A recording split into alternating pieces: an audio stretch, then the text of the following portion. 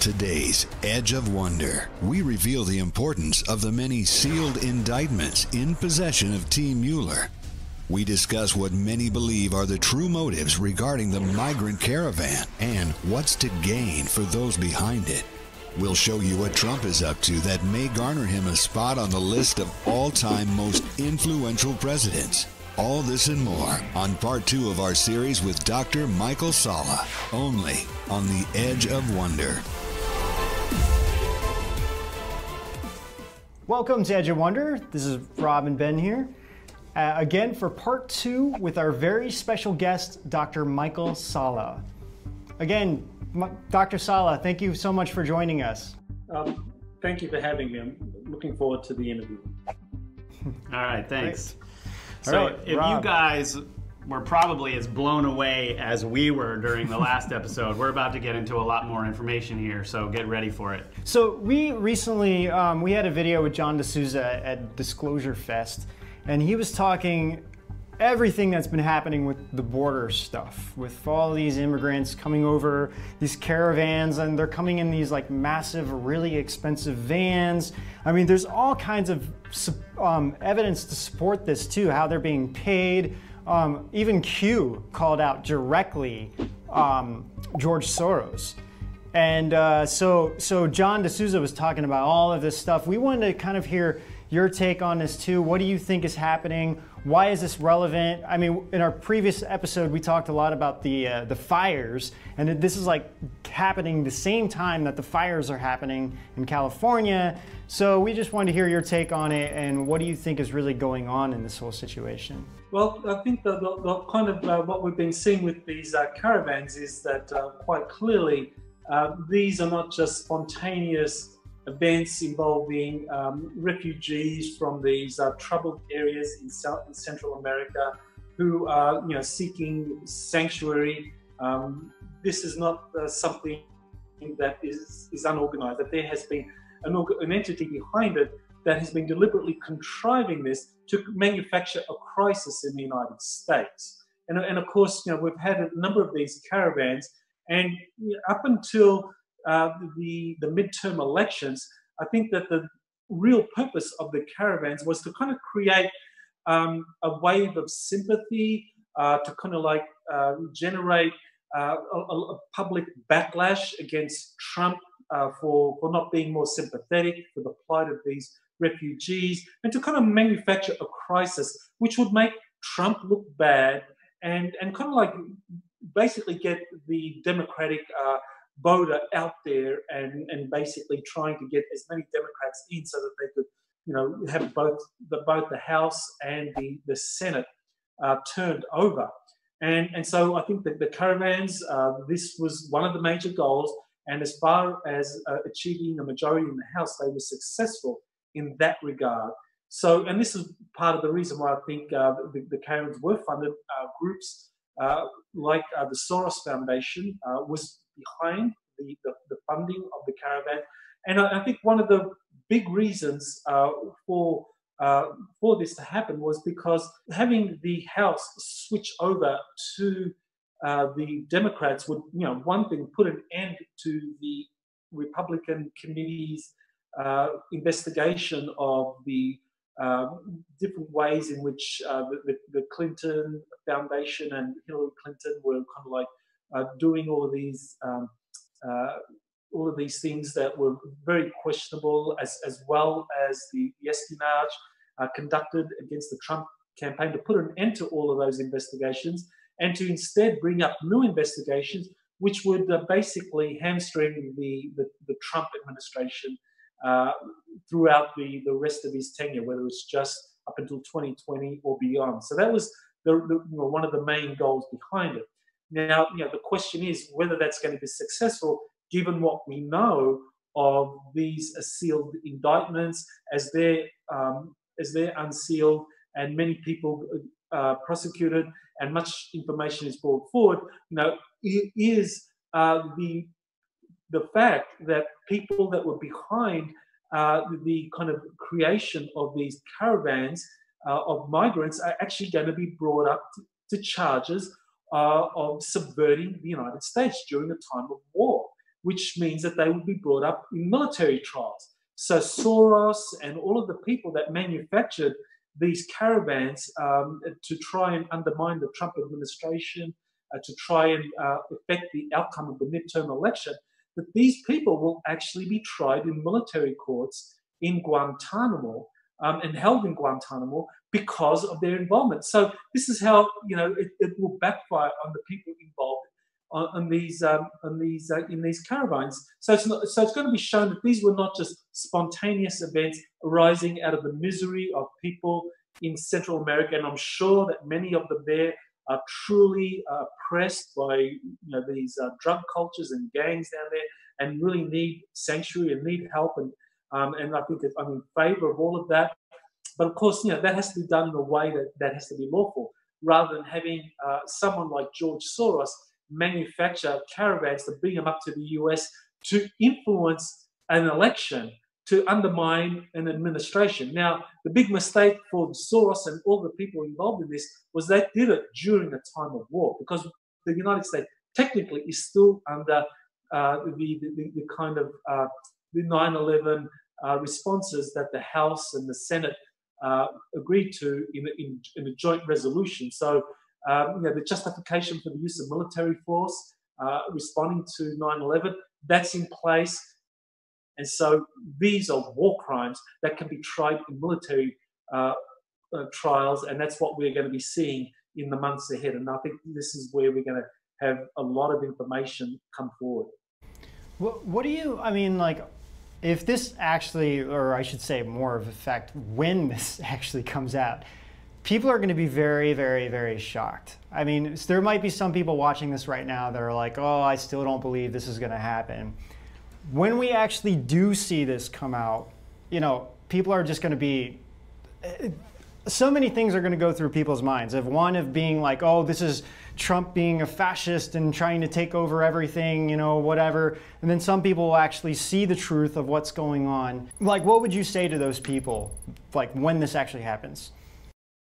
Well, the genius of all of the things that have been happening behind the scenes in the Trump administration, with Huber being appointed to kind of like conduct grand jury investigations and having the investigatory power of the Inspector General of the US behind him, and the 470 attorneys that they have to investigate all of these things, is that there's going to be a massive amount of documentation showing that this is not politically contrived. And the interesting thing is that a lot of the people that are going to be implicated are not just Democrats. Republicans have been implicated as well. This is why Q has been posting, all of the people that have been leaving the Congress over the last year, and has identified a majority of those leaving were Republicans, not Democrats. And the reason for that is that these people were kind of given a tap on the shoulder, told, heads up, you've been named in this grand jury investigation, and you can go out quietly, and that'll be best for you, or you can go out, when all this kind of goes public. And so they chose to kind of like go out quietly, and so that's what's going to confront the US public, because when all of this comes out, it's all being done through the judicial process, and this is why Jeff Sessions truly will be remembered as a great Attorney General, because he set it all up with John Huber, with the investigations. And so what we are about to see now is really this kind of now moving into a higher gear, that Trump had to remove Sessions because he had to bring about an Attorney General now, an acting Attorney General, Whitaker, who would basically take charge of the Mueller investigation and rein in Mueller, because what Mueller's job really was to basically indict people and basically, so to investigate people, and in investigating people, all of the documentation that was associated with that person would be held up under the Mueller investigation. So then it couldn't be given to Congress as part of their investigations. So by reining Mueller in to just conduct the kind of focused investigation into these alleged collusion with Russia, basically what Whitaker has done is to ensure that Mueller doesn't impede the unsealing of the indictments by basically saying that, no, you can't unseal these documents because this is part of my investigation into this particular event that I'm looking into. So Whitaker had to come in to basically circumscribe the Mueller investigation to just the core mandate of the Russia collusion, and not go into this kind of extended fishing expedition that Mueller was doing under the expanded authority given to him by Rod Rosenstein. So this is all kind of conducted under point of law. So no one, even the most ardent Trump skeptic and debunker, and I'm sure you, as I have, gotten a lot of people saying to us, how can you give Trump the time of day? He's a buffoon and all of those kind of pejorative terms. But the thing is, his administration has behind the scenes set up something that will undermine and take out the deep state, will revolutionize the political system in the United States, and lay the foundations for the disclosure of all of these suppressed technologies and health modalities that have been kept from the public for decades now. And I think at the end of the day, people are going to look at the Trump administration as really having done something heroic. But Trump will be remembered as someone as great as Lincoln. Lincoln preserved America during the Civil War. Trump preserved America through this shadow civil war that the deep state had orchestrated. Well, Dr. Sala, you said that better than we ever could have, so thank you very much. Well, yeah, and then so some people watching this are like, okay, what are you guys talking about? But there's so many things that Trump has done that the media hasn't covered. I mean, he stopped World War III with North Korea. I mean, he stopped the nuclear attack. He's completely stopped ISIS. You don't hear about these things at all in the media. The media is just a propaganda machine, well, yeah. The mainstream media, right? Aside from a small few that are actually doing their job.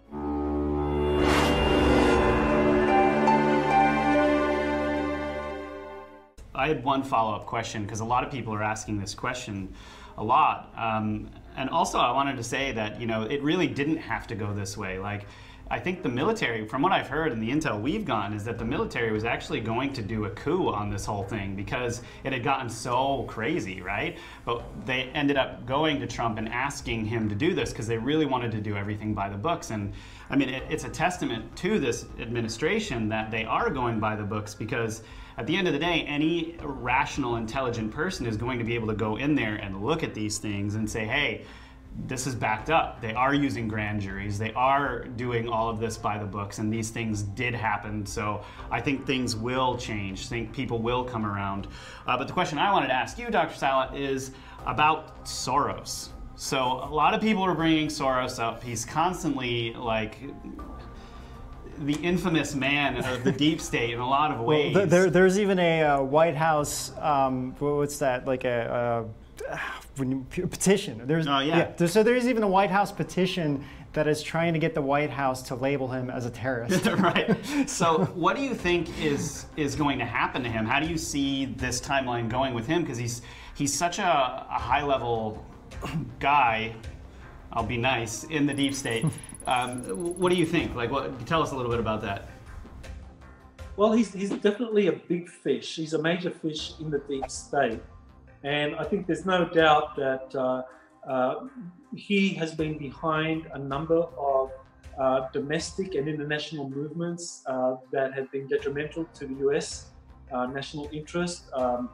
During and after the elections, the 2016 elections, the 2017, before the inauguration, Soros was actually funding groups whose job was to basically create a climate of political violence and tension that could basically provide the pretext for Obama stopping the inauguration of Trump going forward. So there was a deliberate attempt to subvert the US Constitution in preventing a lawfully elected president from coming into power.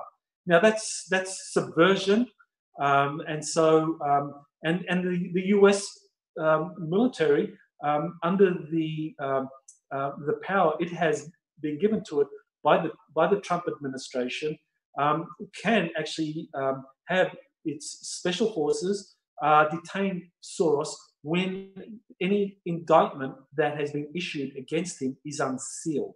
So I bet that as soon as they're ready to unseal those indictments, you're going to have US special forces going to whatever location Soros is, on planet or off planet. You know, I mean, we've got to even consider that, off planet. The deep state has assets off planet. And they will detain Soros and bring him in for military trials in the US. Because the thing is, he's a big fish. And the thing is, once the other people in the deep state see that the Trump administration can bring in or rein in someone like Soros, then they know the game's up. Now, the thing is, George Bush just died, or his death was recently announced. As to when he died, we're not quite sure. But George Bush was a major player within the deep state, and his death, maybe it was accidental, or maybe it was something that kind of paves the way for the sealed indictments to move forward, because a lot of people are going to be named, and his name is high amongst the list of those that have done things that have been very detrimental to U.S. national security. So I think everyone is going to be spellbound as these sealed indictments unsealed, and we're going to see the people named. So to give the home audience just a little insight into this, one sealed indictment can carry about 92 or 93 names connected to it, I've heard. Is that correct? Well, a grand jury looks into any issue that is brought to it by the prosecutor. The prosecutor can ask for an indictment, and in that indictment they can have a number of names brought in. So, if, for example, the indictment, any indictment has to be specific, to whatever particular set of issues you're looking at. Now, in that indictment, they can name multiple individuals. So, we have like up to 60,000 sealed indictments, and those indictments can name multiple individuals. So, we can have an enormous number of people that are identified. But of course, there can be a lot of overlapping indictments as well, multiple charges against people. I see. Yeah. Like I think someone like George Soros, I think he's 30,000 of those. Indictments. Well, hopefully not. But yeah, it's kind of interesting going back to George Soros and actually this whole immigration issue as well. I know recently Epoch Times had an article on their front page actually that talked about some of the people that were there, some of these immigrants that were there were actually forced to protest, and I think like some people got hurt because of the fact that they were forced. It's like in this article there was, the woman was saying that she didn't actually want to go, that they were pushing her to go. And then also I don't know if they reported on this, but also we heard like the tear gas used was there was just like smoke, like it wasn't actually tear gas to create an effect. So when people take photos, it's like, and then, it's very easy. Like you just see somebody crying and you could just take photos and it's like, oh my gosh, they're crying. But it's like maybe this kid was just crying because, he was just unhappy. So it's very easy to manipulate things. So anyway, I just kind of wanted to bring that point up too, kind of relating to George Soros, I guess. But other than that, you also talked about the Constitution. And we've really been looking into this really closely, and for some, and like earlier you were talking about how Trump could be looked at like Lincoln, and again I'm sure people would kind of laugh at that, but a lot of people don't really, because we're not taught this in schools, what truly is the Constitution, why it's so important, and what it really means, and why the patriots are so focused on the Constitution, and why the deep state wants to rip the Constitution apart. And I don't think people quite understand why the Constitution is so important to the American people and to America overall. And I just want to hear what your understanding is on this. Right. Well, the Constitution really is a major impediment to the deep state's plan for globalization. What the deep state wanted to do was to basically manufacture crises around the planet, false flag events, wars, mass migrations of people, poverty, starvation, economic, environmental terrorism, and all these kinds of events to implement a new world order where power would be concentrated. What the deep state and the groups behind it, the kind of major forces behind the deep state didn't want is to have major powers like the United States maintain their vitality and their sovereignty and be impediments to this kind of one world state that would basically be under the auspices of the United Nations or a reformed United Nations. And so this is why there have been a whole number of efforts underway to basically weaken the United States so that that way you would have a one world order come into power. You had all of these catastrophic weather events, hurricanes. You've had this attempt to foment a nuclear war with North Korea. You've been having things like these wildfires.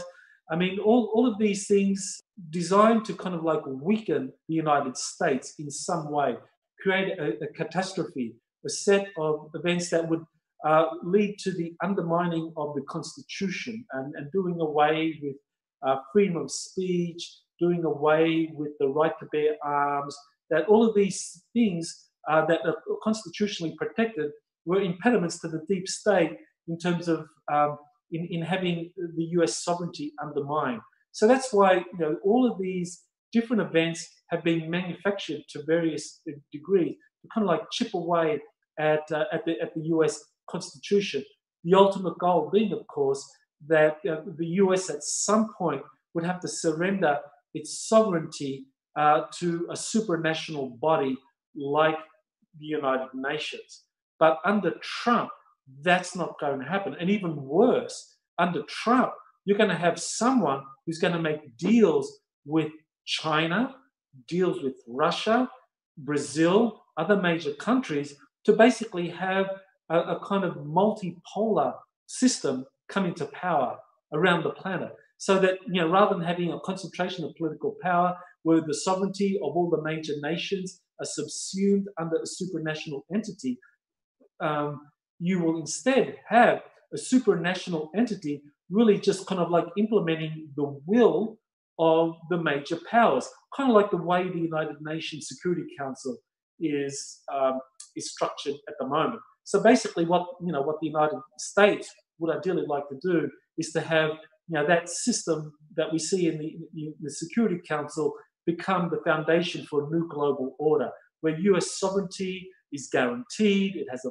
veto, as does other major nations, and yet collectively all of these major nations speak for the whole planet rather than authority being assumed under, I say, United Nations Secretary General, like we have in the European Union, where now you have authority basically being delegated increasingly to the UN Commissioner, which is Jean-Claude Juncker.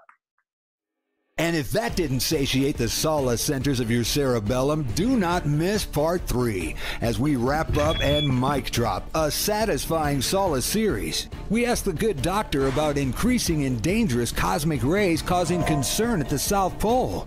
And he'll clue us in on their effects on people. We'll do a deep dive discussion on China's underground bases, take a look at those strange lines in Antarctica that are tied to a Fitbit snafu. All of this and more on the next Edge of Wonder. Wonder.